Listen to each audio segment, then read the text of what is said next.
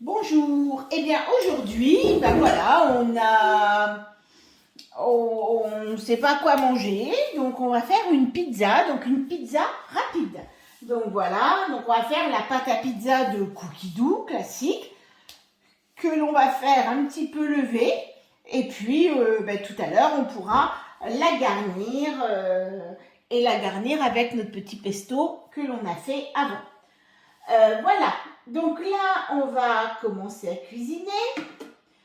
Ah, on va commencer, oui, à cuisiner. Et voilà. Donc,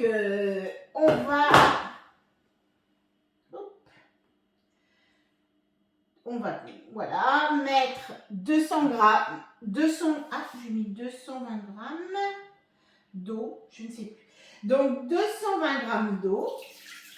Normalement, j'ai préparé, tout à fait. Donc, c'est de l'eau filtrée. Il faut savoir que quand vous êtes avec de la levure de boulanger, il faut faire attention si vous avez une eau qui est très javelisée, puisque la javel pourrait détruire la levure. Donc, si vous avez une eau qui est très javelisée, n'hésitez pas à prendre de l'eau en bouteille ou de l'eau filtrée. Donc là, une cuillère à café donc de sucre. Et notre levure. Alors pour moi, ce sera de la levure fraîche. Vous pouvez mettre aussi 8 grammes de levure sèche. Et là, hop, on va refermer. Et on va faire 20 secondes vitesse 2 pour mélanger un petit peu. Je reste toujours un petit peu ouvert parce que la levure de boulanger aime bien l'air. Et du coup, de toute manière, ça ne va pas projeter, il n'y a pas de problème. Donc là, on va bien mélanger notre levure et notre liquide. Et là, on va mettre notre farine de blé. Donc c'est une farine, vous pouvez mettre la type 55, il n'y a pas de souci. Là, moi, c'est une farine spécifique pour les pâtes à pizza, donc c'est les farines spéciales.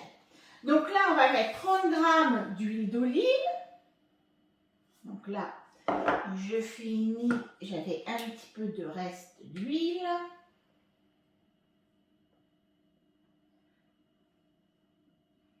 Vous pourriez mettre aussi des herbes, du pesto, le pesto.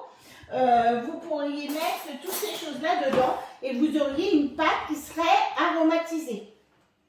Là, il aurait tout à fait été possible d'y mettre un petit peu de pesto dedans pour l'aromatiser.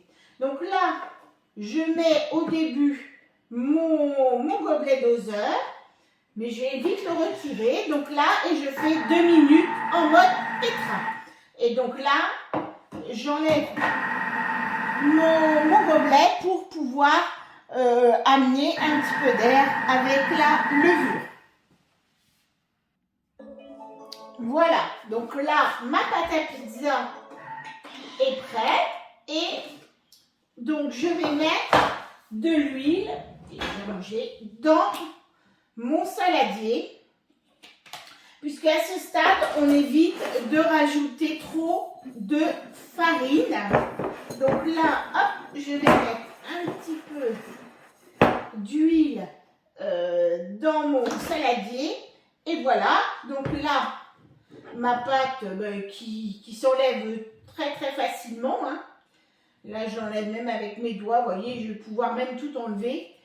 C'est une pâte qui ne colle pas du tout autour des couteaux et qui sera facilement maniable parce qu'elle ne colle pas. Voilà, donc là, je la remets un petit peu en boule.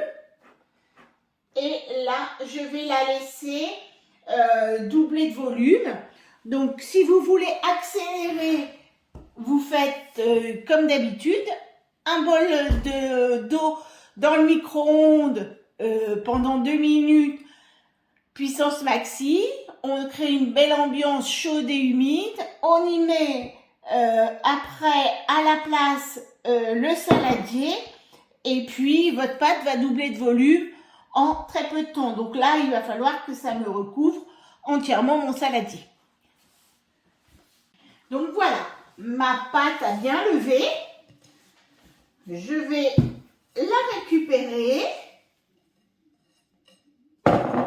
Voilà, et je vais la couper en 3 morceaux.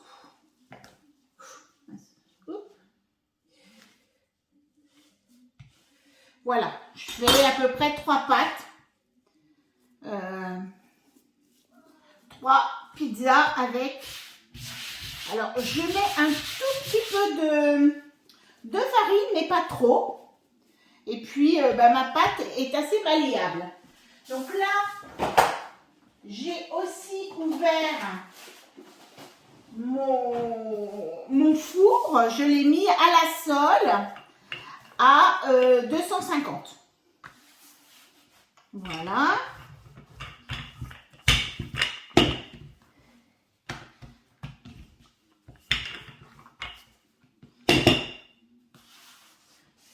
Un tout petit peu quand même.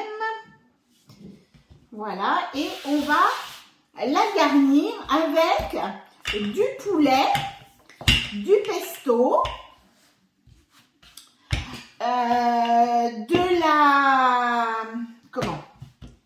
du poulet, du pesto, des tomates, des oignons et de la crème fraîche. Donc là, c'est une pizza blanche que l'on fait aujourd'hui.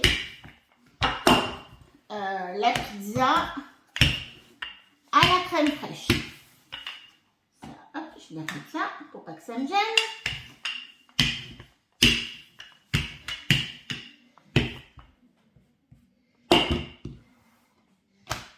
Alors, vous les faites plus ou moins fines, c'est comme vous voulez, c'est comme vous aimez aussi.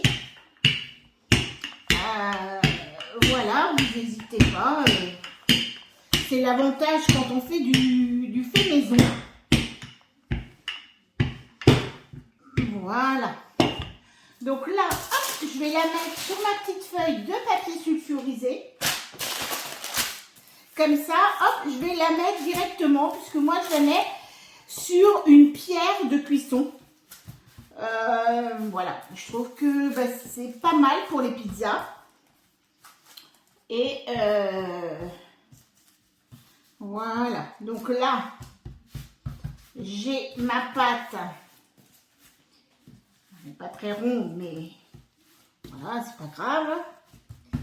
Là, je vais mettre une base de crème fraîche. Hop. Donc, je vais prendre un petit peu de crème, hop, que je vais étaler dessus. Je ne vais pas trop au bord. Je laisse un petit trottoir, comme on dit chez nous. Ça permettra, si ça fait un petit peu de jus, d'avoir, si ça fait un petit peu de jus, que ça reste un petit peu sur le milieu, puisque les bords vont monter aussi, vont gonfler.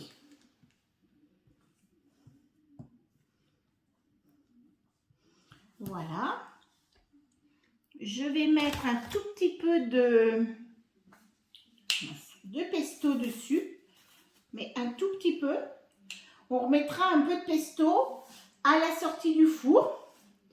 Là, vraiment, j'en mets juste un tout petit peu pour aromatiser un petit peu ma crème fraîche.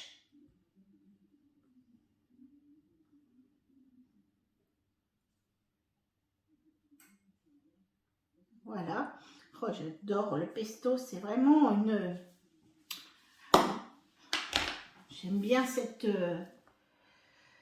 côté un petit peu basilic là. J'adore, j'adore. Hop, je mets quelques petits oignons, quelques petites rondelles d'oignons. Voilà. Je vais mettre mes tranches de poulet que j'ai fait fines, assez fines. Voilà. Il faut que c'est le coup quand même. Hein.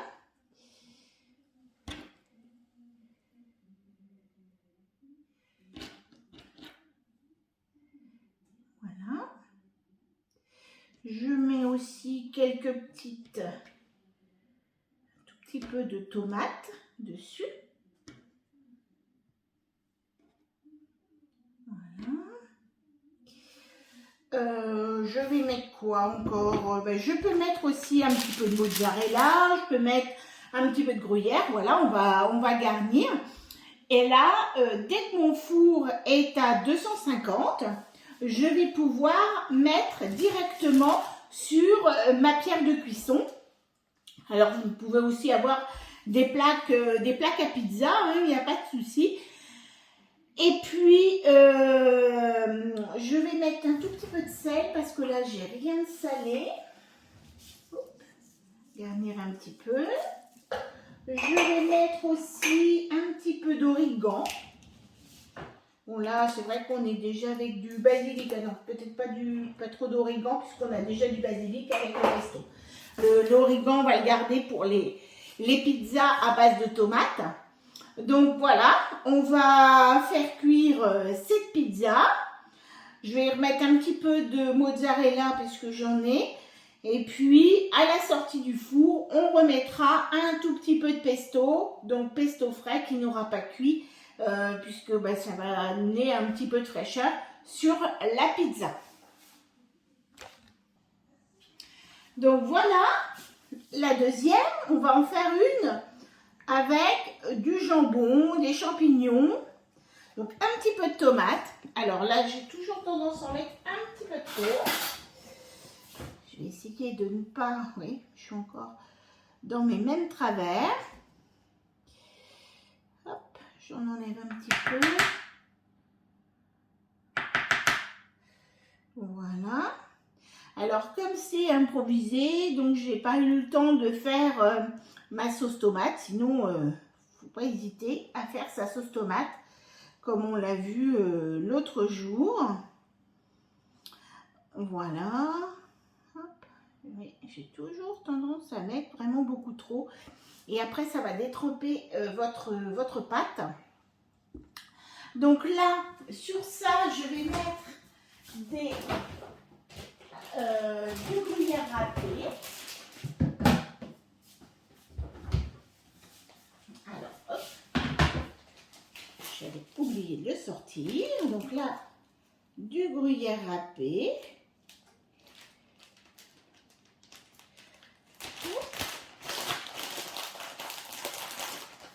Un petit peu de gruyère râpé. Voilà, on va nous faire une petite couche. On va mettre cette fois un petit peu d'origan.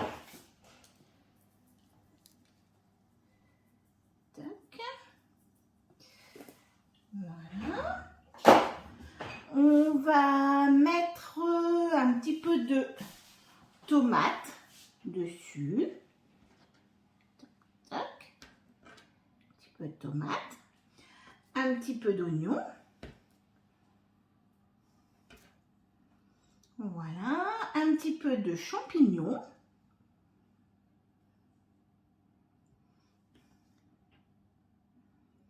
Voilà, et on va remettre du jambon. Voilà, hop, un petit peu de jambon et un petit peu de mozzarella. Voilà, c'est déjà bien garni. Toc et toc. Voilà. Et puis, comme l'autre, là, j'attends. Mon four doit être à 250. Là, ça va être bon. Et on enfourne. Donc, je les enfourne l'une après l'autre. Voilà. Eh bien, à tout à l'heure pour le résultat.